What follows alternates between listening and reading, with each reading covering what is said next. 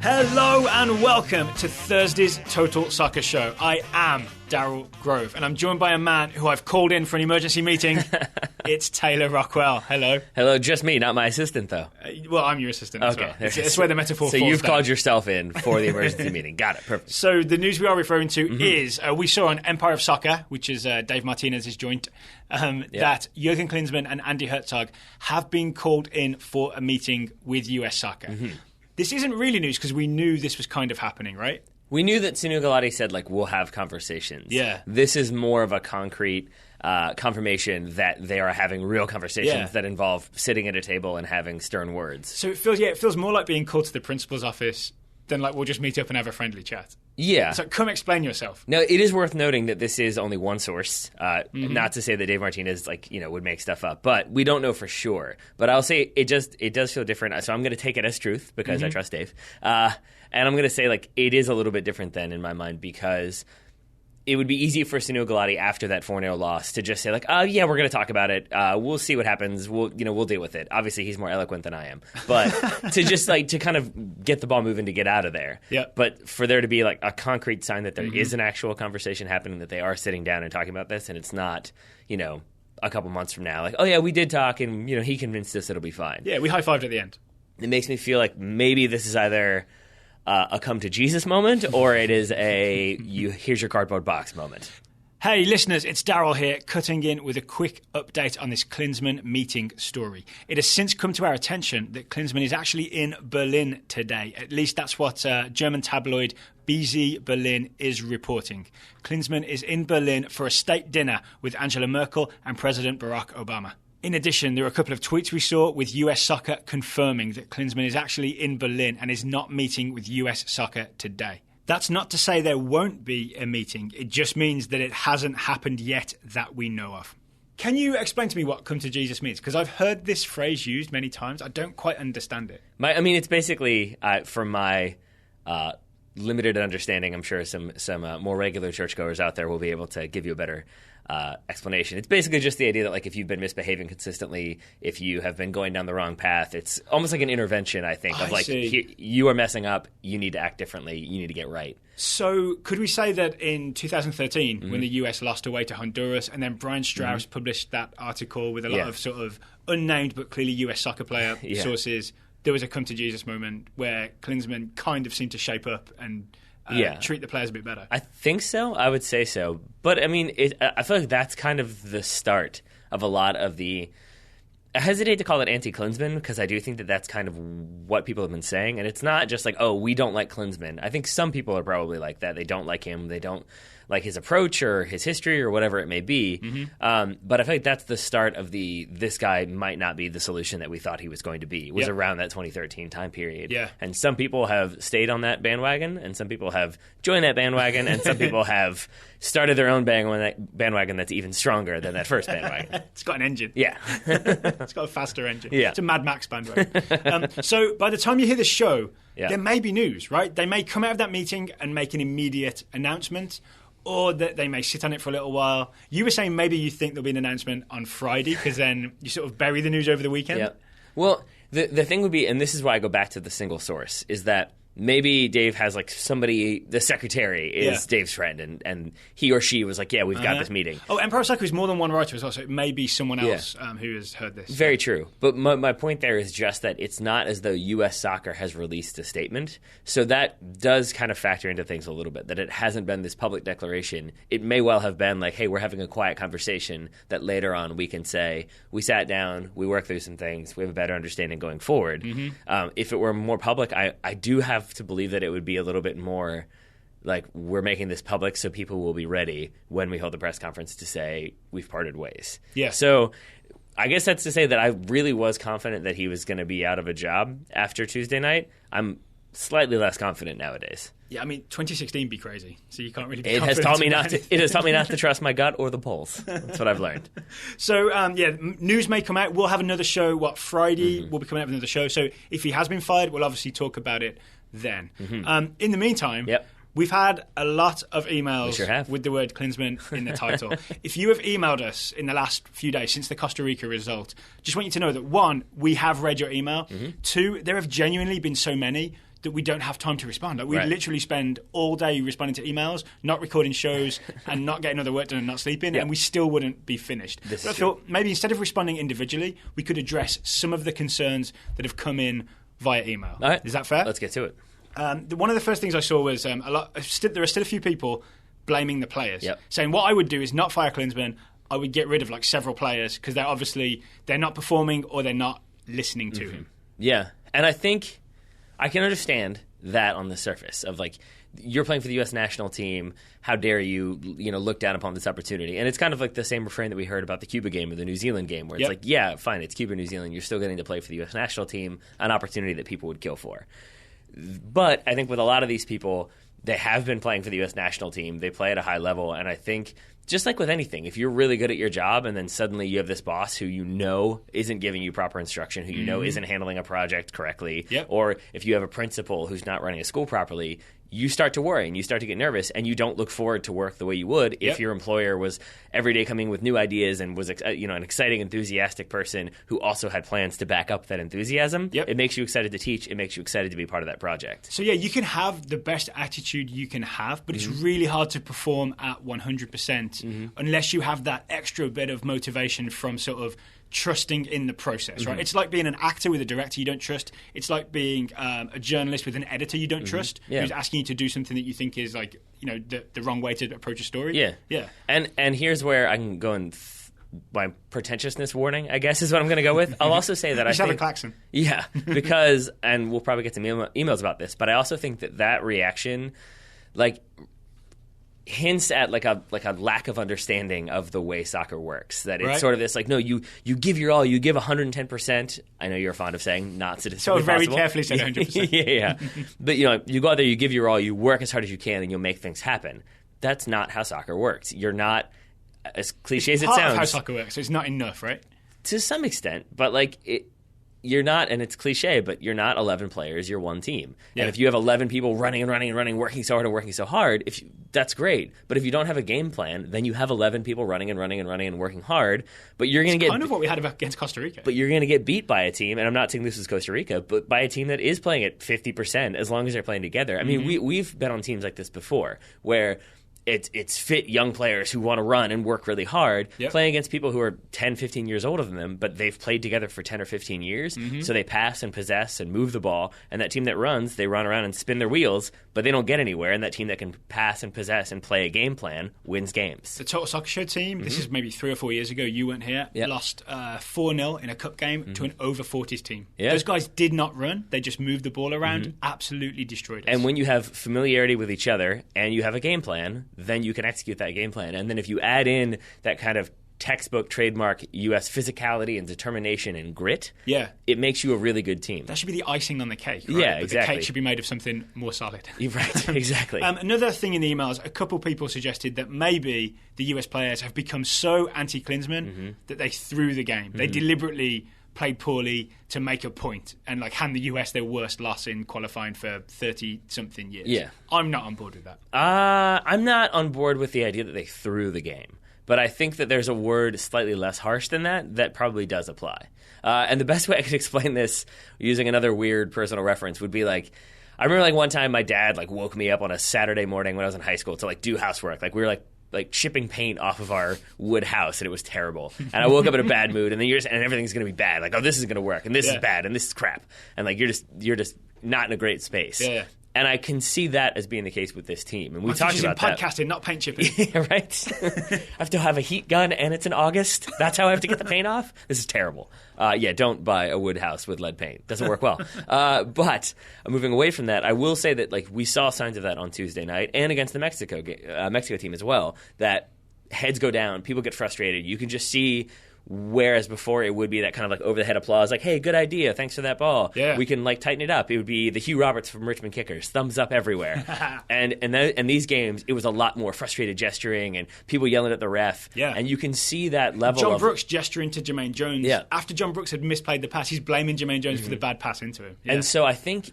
It's not necessarily throwing the game, but it's not an intentional, coordinated effort to play poorly. Right. But it wasn't a conspiracy like a coup or anything like that. Yeah, but I do think it is like if something goes wrong in the first 3 minutes, that if you were in a bad headspace, as I think most of these players were for any number of reasons, I think when something goes wrong, your response isn't like, okay, we can fix this. It's more of like, here we go again, and this is terrible.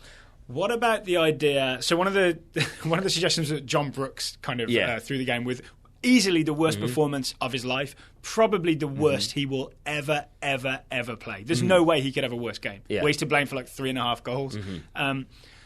I had the idea afterwards, and I tweeted this out, I think, that maybe John Brooks being blamed for the Rafa Marquez winner. In the press conference, Klinsmann said, Brooks was supposed to mark him.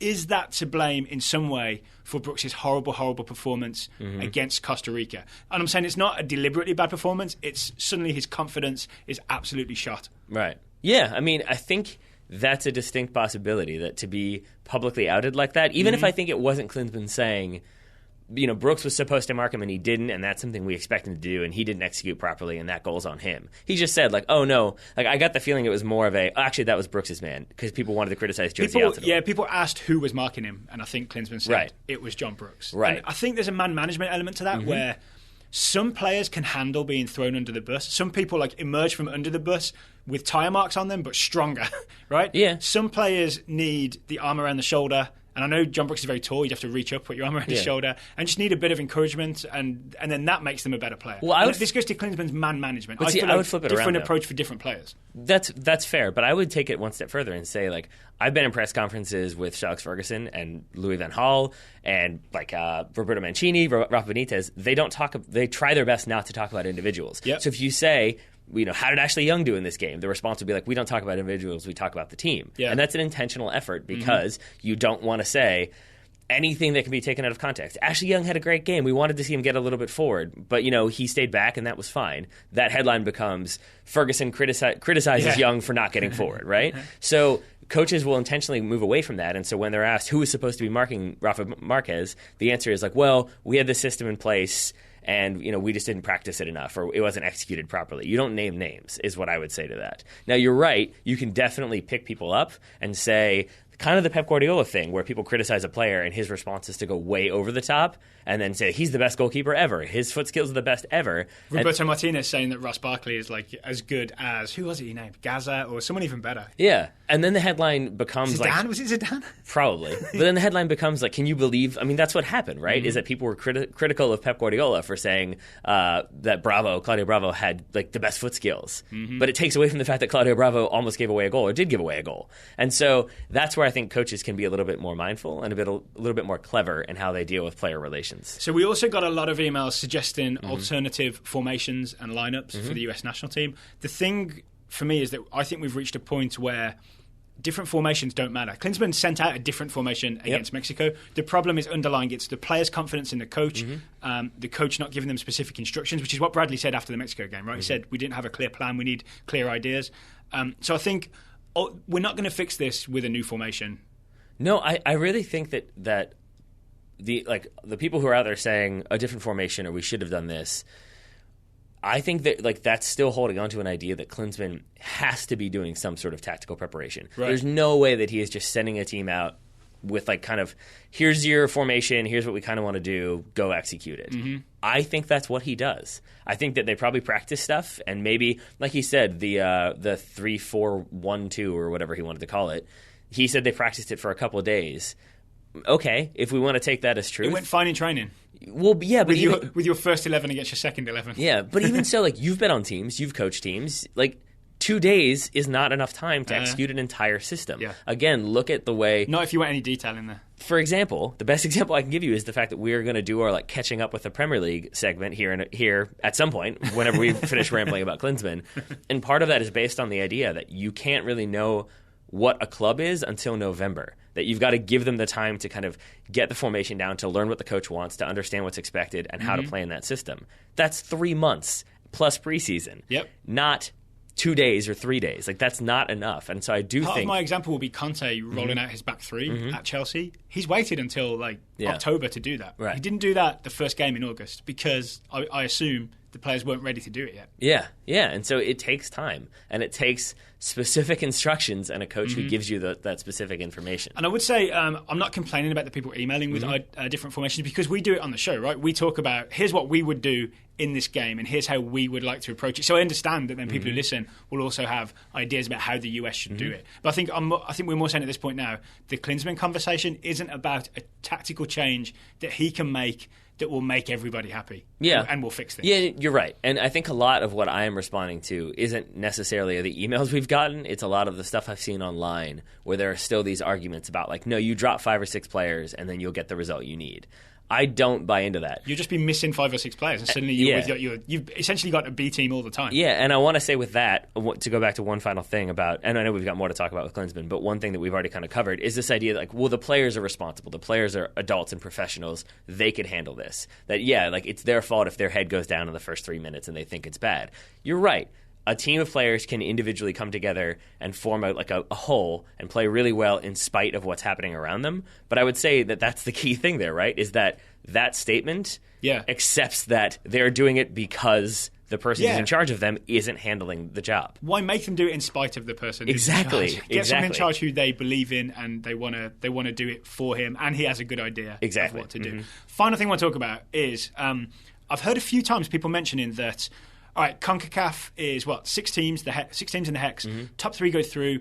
4th place team has a playoff. I've heard several times. It's against Oceania, so it's fine. It's not, though, is it? I've heard a lot of people saying it's going to be against New Zealand because that's what Mexico did last time. That is not the case. We have looked into this twice now. I've double-checked. The playoff will be against an Asian team from the or Australia. It will be against a team from the Asian Confederation. Yeah. The way this worked out is FIFA did essentially a random draw where they drew the confederations against each other. So if we finish 4th in the Hex, we will play the winner of an Asian playoff, where the they have 2 groups of 6. Top 2 go to the World Cup in each group, so 4 teams total go from Asia to the World Cup. 3rd place teams play off against each other. The winner of that plays off against the 4th place CONCACAF team. Right now, that 3rd place team is either Uzbekistan, which I feel like we would be somewhat confident about, or Australia, which is a much, much tougher game. Yeah, and then in Australia's group, who's ahead of them? I think it was Japan and maybe Saudi Arabia. Okay. So, I mean, there's still obviously room where those tables are going to move around. Uzbekistan, it's Iran and South Korea. That's 2 tough teams. Right. Well. So, I mean, you definitely have some teams that either are tougher than they look or could drop into that 3rd place spot, and it could be a problem. I wouldn't want to play South Korea home and away. I wouldn't want to play Japan home and away. I want to play Australia home and away. Honestly, I probably wouldn't want to play Uzbekistan home and away. I don't know enough about them, but I assume if they're 3rd place in a group, they're not doing too badly. Yeah, and I think it's probably also not the easiest of trips to make, and it's definitely it's just a completely different environment to have to play in than what you're used to. So I think it's better to try to avoid a playoff if at all possible, because it's kind of the nature of playoffs, right? That you can have a great season and be a good team, but come the playoffs, you never know what's going to happen. And one bad result means that you're out of the World Cup. And this gets us to thinking about how we're doing in the Hex. I listened this morning to the Mutant Gene podcast with Alexi Lalas. His guest was Eric Ronaldo. Yep. It's a really good conversation. There was the opposing views of Lalas was really optimistic that we're only 2 games in to the Hex. We've played 2 of our toughest games, right? Mexico at home is like the 2nd toughest game, maybe. Costa Rica away is the 3rd toughest game after the Azteca. This could be Klinsmann's defence when he meets with Sunil Gulati. I'm going to say right now, because it's noon here in the TSS office. His defence could be, we've got the 2 toughest games out of the way. There are a lot more points to get. That was Alexi Lalas' view, that it's very possible to get all the points, finish, 1st, 2nd, 3rd, whatever. Ronaldo's response, which I think I'm on board with, is the Hex gets tougher every year because these teams get better every year. Yeah. Honduras are a much better team than in times past. Trinidad and Tobago are better. Panama are better. There are no more games in the Hex, the final 6, where you can be like, we'll get those points, no trouble. I mean, put it this way. This Trinidad team, we beat at home, so that's good. Yeah, handily, right? We drew 0-0 away, right? That same Trinidad team has now lost to Costa Rica and gotten blown out by Honduras 3-1, right. Which I consider a blow when you've conceded 3 goals. Right. So, I mean, that already shows you that, like, sorry, DJ Ringus. Yeah, right. Sorry, well, more on him in a second, or not in a second, in a while, but more on him later. So you're right. I think the Hex is getting better. It is getting stronger, and you kind of can't take it for granted. And I've seen a lot of people pointing out that, like, well, last qualification, Mexico struggled, and they only got this many points, and they still made it. And it's like, is that where we are? Is that our bar? Only thanks to Sanzuzi. Right. But if Zuzi hadn't scored, Mexico would not have made the playoff. But I think a lot of that is sort of this intentional effort to make ourselves feel better. and to not have to deal with the fact that it's the United States is bottom of the hex at this point after 2 games. Yes, it's 2 games. I get that. Yes, it's tough games. I get that. But it's still like address the issue, which is that the United States isn't performing well with a coach who's been there for 5 years now. And if that's the situation, which it is, then I think it points to a larger problem. And it's a larger problem that isn't going to be like solved with just give him more time and he'll figure it out. It's got to be kind of drastic solutions to an increasingly stressful problem. Okay, so we will obviously be keeping an eye on the news over the next 24 hours. Whatever happens, we'll have another show out on Friday. The name that's being floated is Bruce Arena. Yeah. This is the final thing I do want to talk about. It seems to me that that's pretty nailed on, and I think you made the point. You mean if Klinsmann were to be released? The Arena is lined up. We did get one email. It was a really good email saying hands off Arena. Yeah, guess what, Eric? We're taking him. But there is an element of that's kind of harsh to just take Galaxy's like wonderful coach, right? Yeah, and he did make the point that we were kind of guilty of like you made a compelling argument for. It's LA, they're kind of in a rebuilding period. Yeah. So, and he's won a lot, so maybe they wouldn't be so upset if he left, and it allows someone to come in, and it's an attractive destination. But we did kind of give the generic, like, they'll be fine, they're a big club, they've got money, he's done a lot, let's move on, they'll get somebody. And I think Eric's point was like, you haven't named a name, you haven't told me who's going to be out there. I think I have it in front of me, his line was, and no, I will not accept Earl Grove, he may be good enough for the U.S. men's national team, but not for the Galaxy. Which is a pretty good line. So, point taken, Eric, but unfortunately for you, we'll see what happens with Bruce. We did get, I think Mike Clarkin tweeted us this news. Dave Sarachan, who is Arena's longtime assistant, like everywhere he's been, Dave Sarachan has been his assistant, left the LA Galaxy yesterday. Yeah, but when he was asked about it, he said, this is nothing to do with the US rumours. This was the plan all along. And I think, after reading it and thinking about it, I kind of believe it, right? Like, this is the time of year when if you'd signed up till the end of 2016, you wanted to go do something else, this is the time of year you would leave, right? Yep. So even if there were no Arena to the US national job rumours, Sarachan would be doing the same, right? Yep, I think so. And I will eat those words when he's named as assistant coach in Arena's staff next week. And I think, but I do want to go back to the reason why we think that if Klinsmann is relieved of his coaching duties, why it would be Bruce Arena, is just because the other names that you'll see in the 5 people who could take over, it feels very much like an intentional effort to fill out a listicle. It's Bruce Arena, Bielsa, maybe? And then, Bob Bradley, why not? Jason Kreis, he's an MLS name. Beyonce, she's popular. But, I feel like there is almost sort of that mentality of, okay, we need, here's our list. We need the obvious candidate. We need a foreign candidate that would be exciting. Yeah. We need an MLS name. We need, another maybe former U.S. name. And then there's, one crazy, far-off, unlikely scenario. Some guy you've never heard of. Those are your 5. And then you can kind of tick those off accordingly. And publish. Yeah. And share on Facebook. In fact, I kind of want to write that article now of just, not even naming names, just generic guy who is kind of accepted as a good coach in the domestic league, but maybe would draw some criticism and some, praise, period. All right. So we'll keep an eye on this story. We'll be back with more tomorrow. I'm kind of hoping there'll be news to talk about because the suspense is killing me in many ways, right? Yeah. This is a wait-and-see situation. It sure is. All right. After this quick ad break that's coming up, we're going to talk about the Premier League and sort of what we've spotted so far. Right. But up first, this show is sponsored by Mack Weldon. Thank you to Mack Weldon for sponsoring today's episode. Mack Weldon, their clothes are better than what you're wearing right now. High quality, highly comfortable men's clothing. You've got shirts, hoodies, underwear, socks, sweatpants, and more. And if it's good enough to sponsor Alexi Lallis's podcast, it's good enough for us. I listened to him do that read, and I was like, I'm familiar with that copy. So what we want to do today is imagine, what if Mack Weldon was somehow at the top of that listicle and was named as Jurgen Klinsmann's replacement. If Mack Weldon took over the US national team, what would Mack Weldon do? All right. Well, first of all, I'm going to say it's no frills. Right. Which isn't to say that Mack Weldon is it's a sack that's going to last you 40 years. It's good clothing, but it's not ridiculous for ridiculous sake. It's not no, it's men's basics for a reason. There's no big logos. There's no frilly collars. There's no puffy pirate shirts. Yeah, so it's going to be Seinfeld would be disappointed. Exactly. No, he'd be pleased. No be puffy, very pleased. Yeah, no puffy shirts. So that's what it would be. So it'd be a very kind of straightforward. This is our plan. This is how we execute. That said, basics done right. Yeah, but as we said, it's very comfortable. I think it's a system that would make the players very comfortable. They would feel safe. They'd feel comforted. They would know what their role was going forward. I also want to say there is the antimicrobial aspect to Mack Weldon, which is the technology that essentially, to put it crudely, stops you from stinking. Yep. And that is what the US needs right now. They stunk in Costa Rica.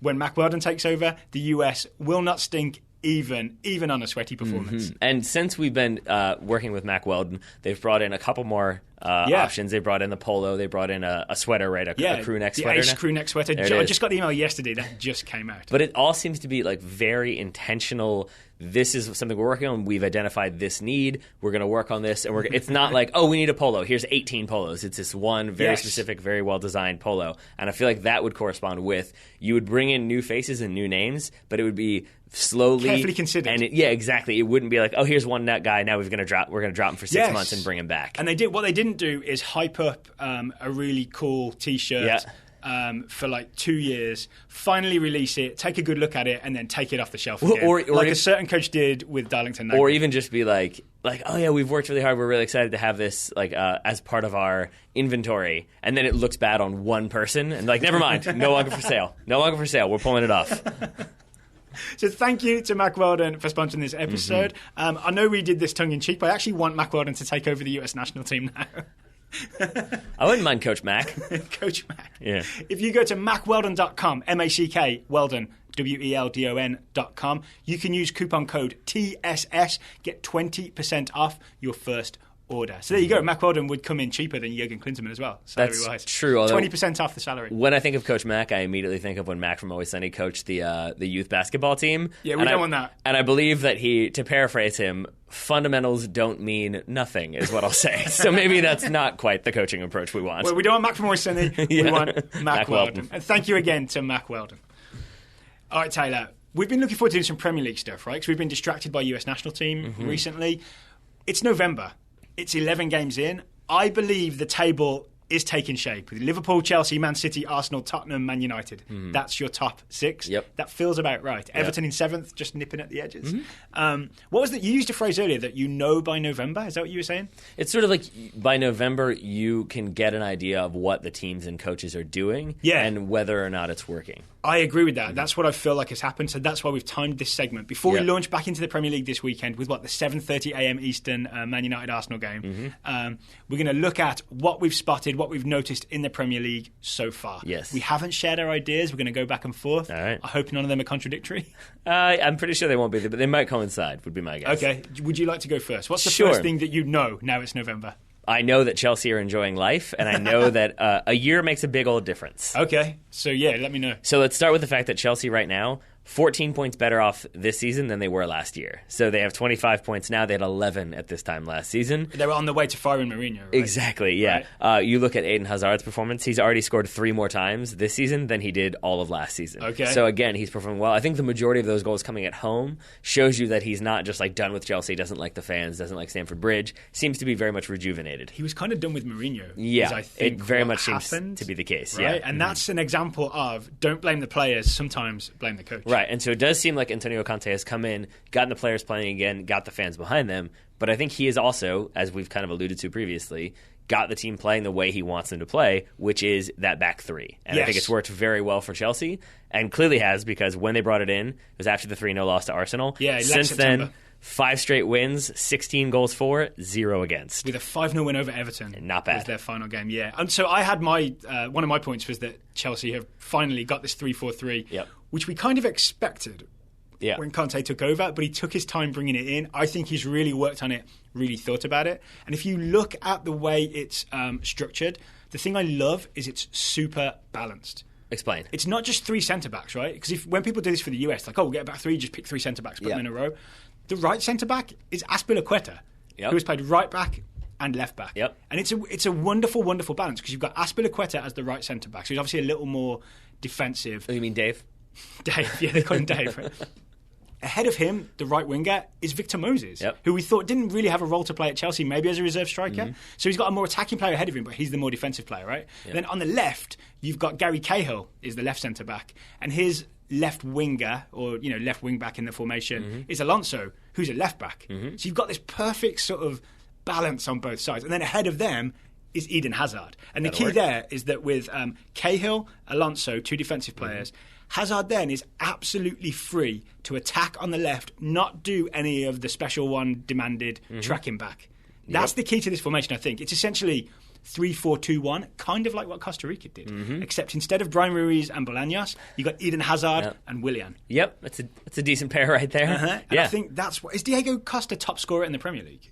I can't say that for sure, now. but I would guess he's up there. Yeah, and I think he's at the point of it all, and it's all working for him. Yes. So Chelsea doing well. I think that was my Chelsea point. That I'm sorry. Yeah, we've suddenly gone into. I had it as well because I really wanted to talk of about course. it. I think we talked off air. I referred to it as like a Manhattan Project 3-4-3 that Conte had been secretly working on. He finally split the atom and brought it out. One final thing on it: there's no John Terry. Nope. They have secretly moved on from John Terry by having this back three.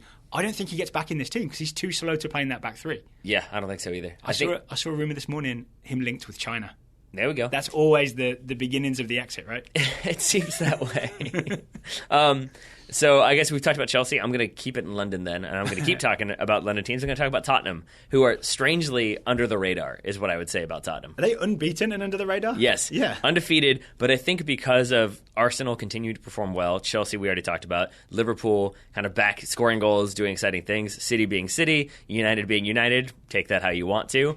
There's a lot of headlines there. And so I think Tottenham definitely are getting attention, but not the attention that they probably should be getting for an undefeated team. And I think it's maybe just because Harry Kane hasn't quite found the form that he's found in seasons past. Yeah. They haven't scored as many goals, so I think they're not as sexy of a club to talk about. So they maybe get dismissed a little bit or ignored a little bit. But Tottenham are very much still in there, and especially since they haven't lost a game yet. And I'm seeing, again, the fullbacks are, for me, the most exciting fullbacks in the Premier League. Is watching Kyle Walker and Danny Rose get forwards. As an England fan, it makes me optimistic to see those guys going up and down. I mean, it should. You've got those two. I mean, and then sticking with the England fan theme, you've got Harry Kane, you've got Eric Dyer, you've got Dele Alli, you've got Cameron Carter-Vickers. Haha, just kidding, he's ours.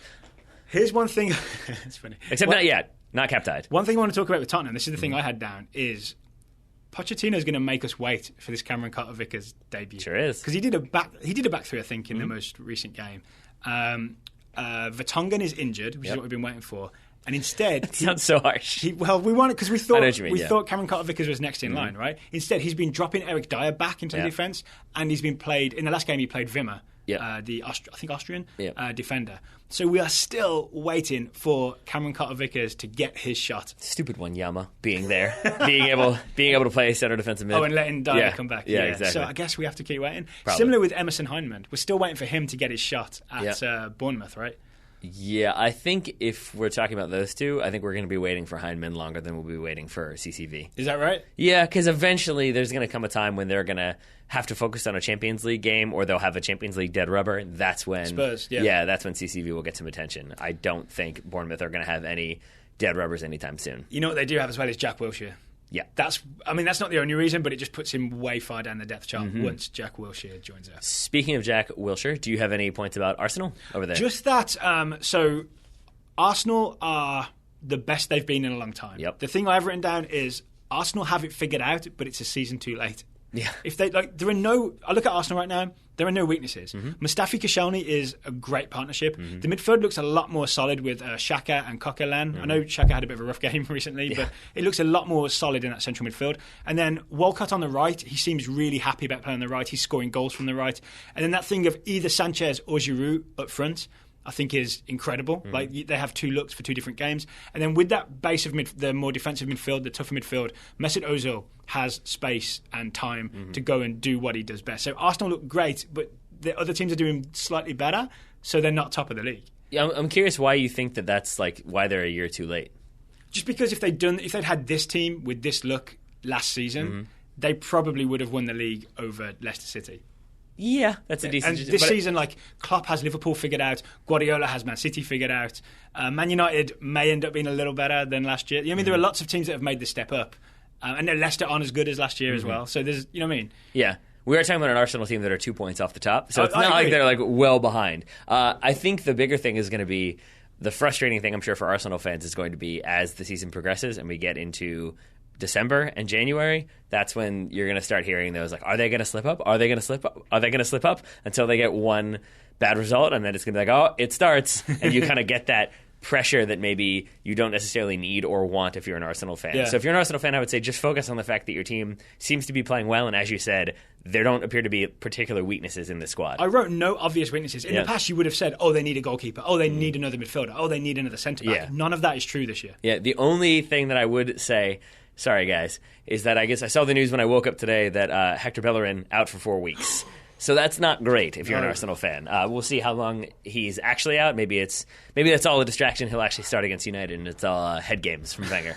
So what else you got, Taylor? What else do you know now it's November? Well, do you want to talk about United? No, I'm just going to continue to stay in London because typical tourist.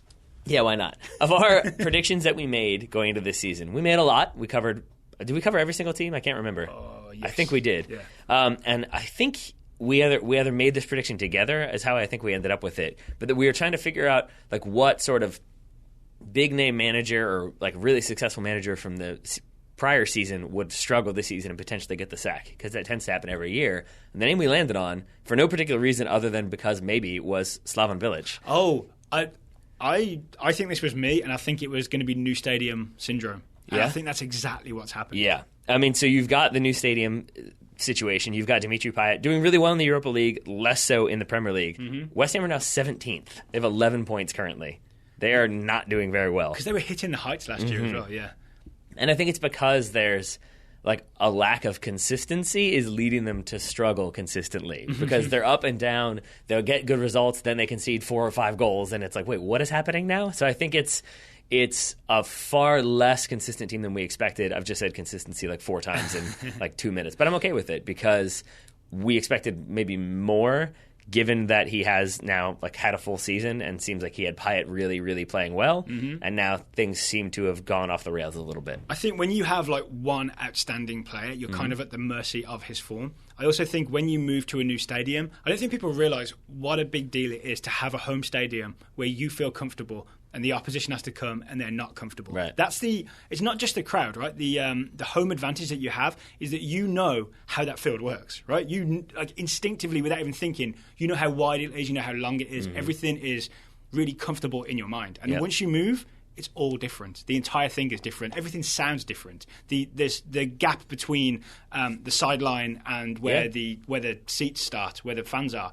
It's farther away. It's weird. Everything's different. It's going to take time for West Ham players to figure that out. And we talked about this in that kind of preseason prediction show. It's also just less of an intimidating atmosphere because you have that running track. So you don't have the crowd right on top of you. You don't have fans screaming stuff at you, like, inches from your head when you're taking a corner. And it's not nearly as intimidating as Upton Park was. All right, so I'm going to get us out of London. All right. I'm going to get us all the way to Wales. Ooh. Where I'm going to say... Things are bad? Things are bad for Swansea City and Bob Bradley. He's had, 3 games, 2 defeats, one 0-0 draw against Watford. The defeats I saw, the defending from his centre-backs was an absolute mess. Yeah. And it's chopped and changed, and it's never gone right. It was not fun for me, because I am a Manchester United fan, to watch them kind of dismantle Swansea, because it was good to see United play well and get some goals, but by the same token, it was tough to see a club coached by an American, the first American to coach the Premier League, to sort of almost, like, are they becoming the stepping stone team where it's like, oh, you get to play Swansea this week? Oh, that should build some confidence. They're second bottom right now, but I think they're level on points with Sunderland. I think they have like 5 points on the season or something not good like that.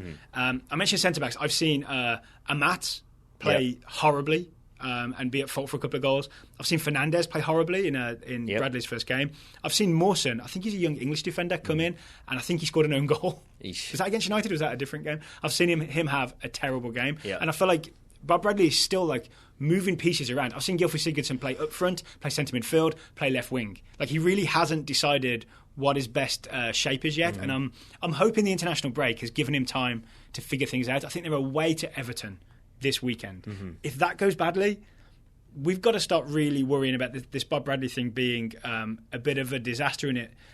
We have to accept that he failed in the Premier League. Yeah, I mean... I definitely spoke too soon, right? 3 games in, and I want him to do well. Yeah, I'd say even 4 games. I mean, we'll see how long he lasts, because we'll see if Swansea give him the whole season regardless of results, because he's coming in.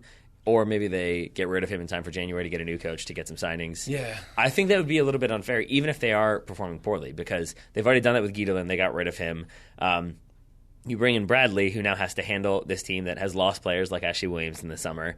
hasn't been able to kind of bring in the players he wants. So maybe you give him January to bring in a couple players, see if results turn around. If that doesn't work, then maybe at the end of the season, or if you can still have time to kind of try to avoid relegation, then you make that change. But yeah, at present, it's kind of gloomy. Yeah. Gloomy if you're an American fan. But fingers crossed for Bob Bradley. Right? Yes, I said gloomy if you're an American fan or a Swansea fan would be a better way to put that. But we're pulling for him. Yeah, absolutely. Right. What else you got, Taylor? Well, you took us to Wales. I'm going to take us to Manchester, but maybe not the Manchester you'd expect, because I'm going to talk about City. Okay. And my question, or like kind of thing I'm wondering, is what comes next for City and Pep?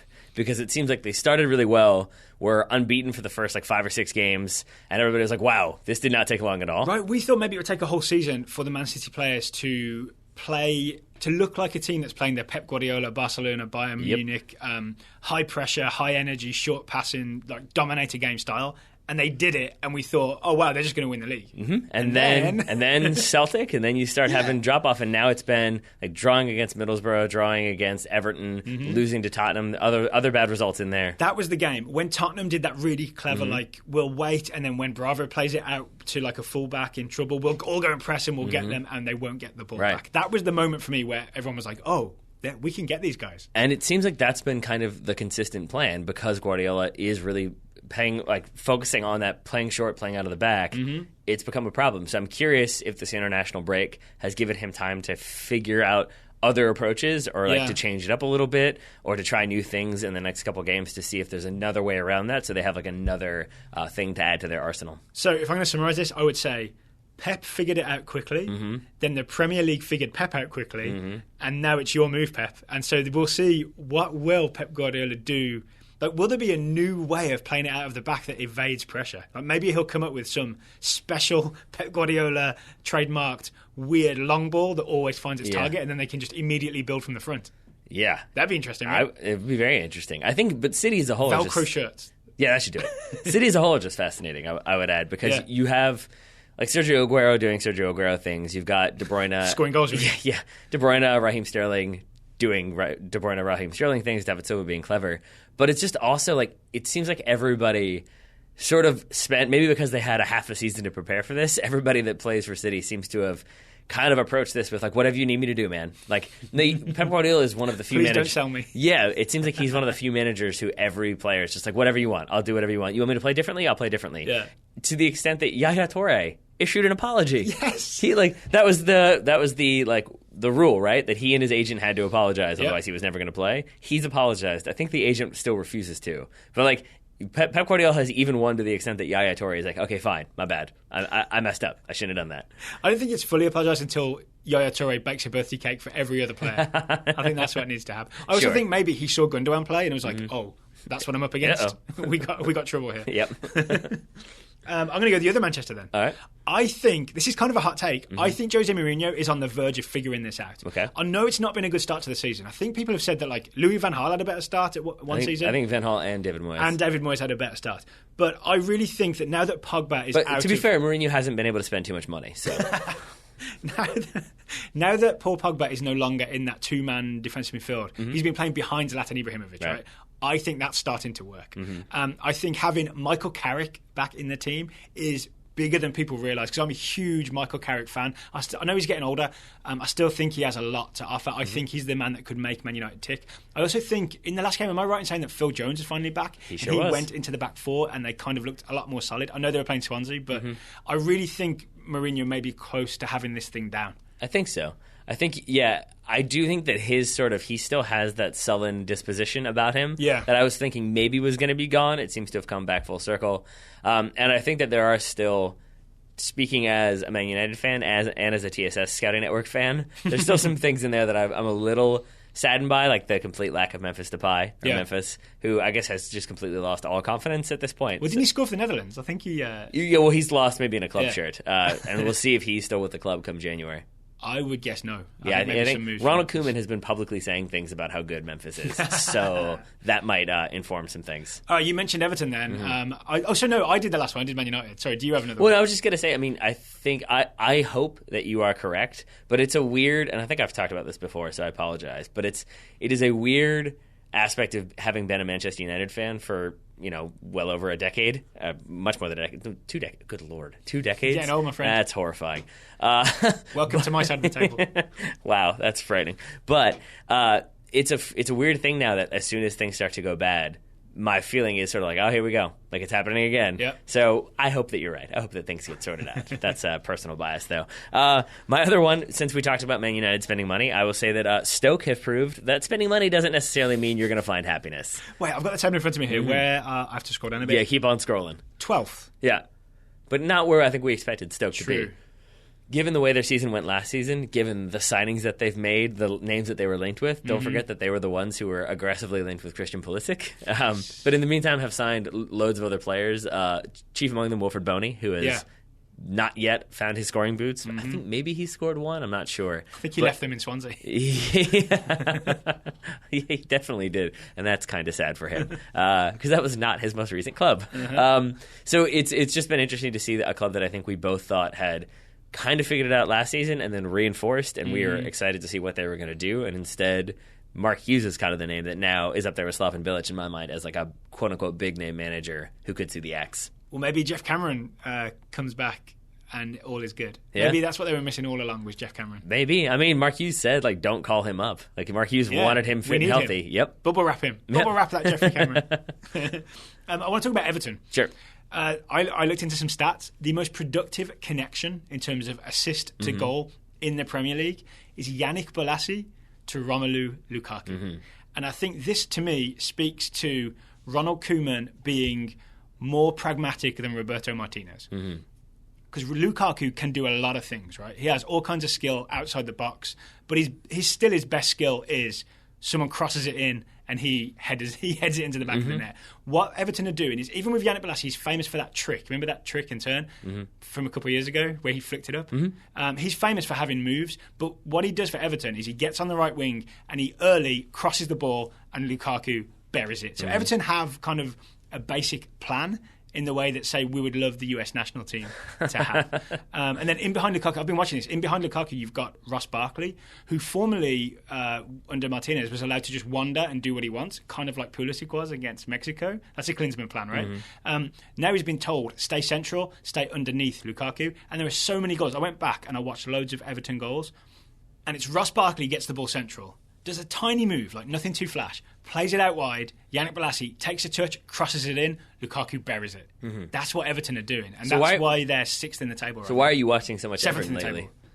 Table? I just looked at highlights. When I saw that this Bolasie to Lukaku was the assist leading thing, I went back and watched as many goals as I could. The assist leading thing? Yeah, the most assists to one person is Bolasie to Lukaku. I went back and saw how it was happening, and this is how it's happening. And obviously that makes me excited for young Mr. Ross Barkley, who I still want to see regularly in an England shirt. Gotcha. All right. Well, I feel like I could try to pull an Albert and Payton and get us out of this without having to address my arch rivals. Do you remember when they did that in the team of the 90s and they actively colluded to not have to mention Eric Cantona? Yep. Yeah. Thanks, guys. But I think we have to talk about Liverpool. Of course and I think we have to talk about Liverpool because they are, once again, a very exciting, enjoyable team to watch. They are top of the table. Yep. And they're blowing the doors off of... the way this is written is they're blowing the doors off of opponents while leaving their doors open as well. Oh, interesting. Yeah, okay. So they're not having theirs blown off, but they're sort of like failing to close them on time and properly. Okay. Yeah. So, I mean, basically scoring lots of goals, but conceding goals that they should not be conceding. Yeah. So, would you have notes about it, Liverpool? Well, no. I just looked at the table. It's goals for 30, goals against 14. So it's more than, you're right, they're conceding goals, but they're scoring more than double the goals they're conceding. And if you just like take that as an average, that's a win every time. Oh yeah, absolutely. And if you look at how they're getting those goals, you've got Felipe Coutinho has obviously enjoyed his time with Jurgen Klopp. Already has the same number of assists as he had last season. He's only 3 goals shy of his tally from last year, which is 8. Yeah. Firmino created the most chances in the Premier League. Coutinho and Sadio Mane have created 14 chances between them. That's the most of any 2-player combination in the Premier League. So you've got just kind of attacking options all over the place. Daniel Sturridge hasn't even really found his form yet. I think once he does, an even more lethal Liverpool team. England's starting striker cannot get in the Liverpool team right now because you've got that front three of Firmino, Coutinho, and Sadio Mane. Yep. And I don't want to derail your point. I just want to get in mind here, Go ahead. which was that Coutinho, Firmino, Mane are the Premier League equivalent of Messi, Neymar, Suarez. they are the front three that is like super productive, and they're all getting in on the goals. Yeah. The stats I've got: Coutinho 5 goals, 5 assists; Firmino 5 goals, 3 assists; Mane 6 goals, 2 assists. They're moving around. Step up your assist game, Mane. Come on now. They're moving around, making space for each other, confusing defences, and they're all getting in on the act, and they're all threatening. And they obviously have this like partnership, this understanding between each other, which is really burying teams, especially recently Hull City, in that 6-1 win. Yeah. So, I mean, obviously, yeah, so scoring the goals. My thing I'm going to be looking out for as the season progresses, especially once we get into January, is if they do any player acquisitions, if they go after a center back, because I do think that's something they need to kind of shore things up, tighten things up at the back, and keep it tight for the home stretch. I'm not sure anything changes there, because I think the way that Klopp has them playing, that sort of, they really do aggressively, energetically press, almost unforgivingly. I think that's part of, eventually you leave things open at the back and concede.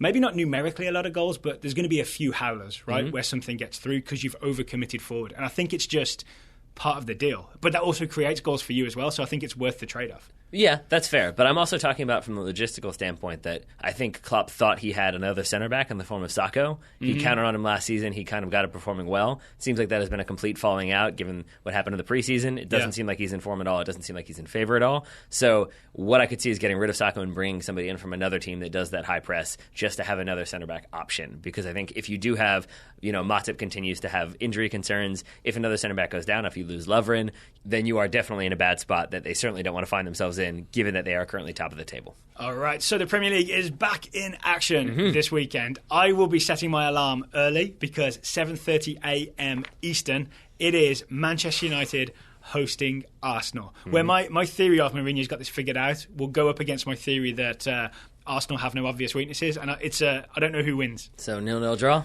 Probably. I'll brew some coffee. All right. Also worth looking at this weekend, Everton host Swansea City. So Bob Bradley, please get your centre-backs figured out in time to face the head of Romelu Lukaku. Ashley Williams looks at Swansea as they come to town and thinks, maybe the grass isn't always greener on the other side, or was greener, and I was right to choose this side. Yeah, sometimes the grass is greener and pays better. Final thing on today's show, the Total Soccer Show Scouting Network. People wonder, how do we do so many shows in 1 week and not starve to death? The answer is that we have listener support in the form of the Total Soccer Show Scouting Network. We sure do. People subscribe, they support the show, and we give them a young player to keep an eye on. It keeps us informed about what's going on in the wide world of soccer. All of the things you're saying are accurate. We have 6 reports to read to you today, Taylor. Right. I invite you to go first. All right, up first is Amy Sparks, scouting Pierre da Silva, the 18-year-old forward for Orlando City B. Pierre claimed the number 15 spot on the USL 20 under 20 list, in part because of his quality passing and movement in the final third. We saw Pierre da Silva play for did. Orlando City B against Richmond. He looked... What I remember is he looked very, very, very talented, but didn't always make the right decision. Correct. That was our take, right? I think we saw him as a second-half sub because he had lost the starting spot out wide. So we'll see what happens. He looks like a player who he's got to turn one more switch and suddenly he's devastating. Yeah. We may see him again in Richmond playing for Orlando City B next season. We may well. Charlotte Blackwood is scouting Jack Storer, the 18-year-old forward for Birmingham City. Charlotte says, there hasn't been too much to report regarding Baby Jack, as she calls him, so Charlotte has taken to playing Football Manager 2017 with the sole goal of making her scoutee a superstar. So far, so good on that front. Baby Jack has also been scoring in the Birmingham Senior Cup for Birmingham's U23 side. I know what that is. It's a local tournament in the West Midlands, where I'm from, where all the teams, even the smaller teams, play in like one big tournament, and the bigger teams like Birmingham City will send a kind of youth or reserve team and still smash to pieces those smaller teams. Exactly. Up next, Tyler Dunaway scouting Gabriel Jesus, the 19-year-old forward for Brazil / Man City / Palmeiras. / our television, where we saw him do amazing things this past week. Yes. Tyler says, quote, I think I can just copy and paste this same message every time Gabriel Jesus plays for Brazil. Brazil beat Peru 2-0, and he had a goal and assist, which brings his goal total to 5 goals in 6 international appearances, end quote. That's not bad. Nope. I don't think you can copy and paste that every single time, because I'm pretty sure those numbers will change as he scores more goals and makes more appearances. But I get your point, Tyler. I get your point. Up next, DJ Ringis, mentioned earlier, is scouting Levi Garcia, the 18-year-old left winger for Trinidad and Tobago and AZ Alkmaar. DJ says that Levi was a sub in Trinidad's 2-0 loss to Costa Rica and did not feature in their 3-1 defeat to Honduras. DJ kindly welcomes us and all of you to the bottom of the hex, where both TNT and the US men's national team reside. He adds that it's so great to have both the countries of his dual nationality in dead last, and concludes with a note that he won't be surprised if Trinidad coach Stephen Hart gets the sack before January. Fun times. Fun times. Maybe for him DJ and Klinsmann can go for a roti. Yeah. Sounds good. Up next, Ed Di Heratius scouting Federico Bernardeschi, the 22-year-old winger for Fiorentina. Federico did not play in Italy's 4-0 World Cup qualifying win over Liechtenstein, but he did get 25 minutes in their subsequent 0-0 draw in a friendly against Germany. He had a near assist and it seems didn't do anything to hurt his growing reputation.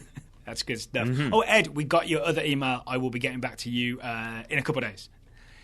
Guy Yedwab is scouting Serge Gnabry, the 21-year-old winger for Bremen and Germany, scorer of a hat-trick in his Germany debut. Mm-hmm. Guy says, after scoring a hat-trick... You got to stop editorializing before you read. Read ahead, Daryl. After scoring a hat-trick for Germany in their World Cup qualifier, Serge played 20 minutes against Italy in that aforementioned friendly. Mm-hmm. Germany played at 3-4-2-1. Everybody's doing it. Mm-hmm. Jonathan Wilson wrote an article about it. Mm-hmm. That better not be in here. It's the new thing. And Gnabry subbed in as one of the two attacking midfielders. He looked a little lost at first, but quickly grew into the game and now seems to be in serious consideration for the 2018 World Cup. There we go. Well done, Serge. Well done, Guy. Well done, everyone who sent us in scouting reports. Yeah, thank you very much. We love staying on top of what's happening. If you would like to be a Total Soccer Show scout, you would like to support the show, go to totalsoccershow.com/subscribe. All the information will be there. If you've already subscribed and you are impatient, you would like to know who your player is, send us an email and let us know. Title it Itchy Feet. Let us know that you've got itchy feet and you want to know your player. We'll get back to you as soon as possible with your player. Tomorrow's show, Friday's show, we'll be answering listener questions.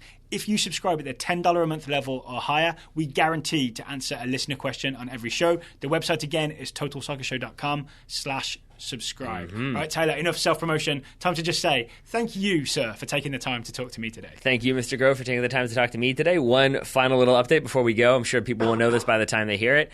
It appears that the news has broken further. Not that Klinsmann has been fired or anything like that, but apparently U.S. Soccer has been weighing up replacements for Jurgen Klinsmann for over a year.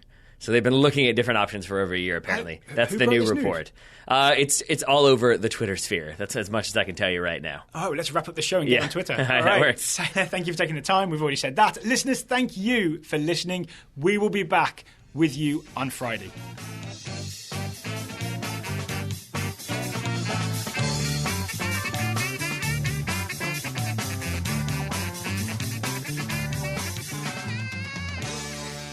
You gotta slice it.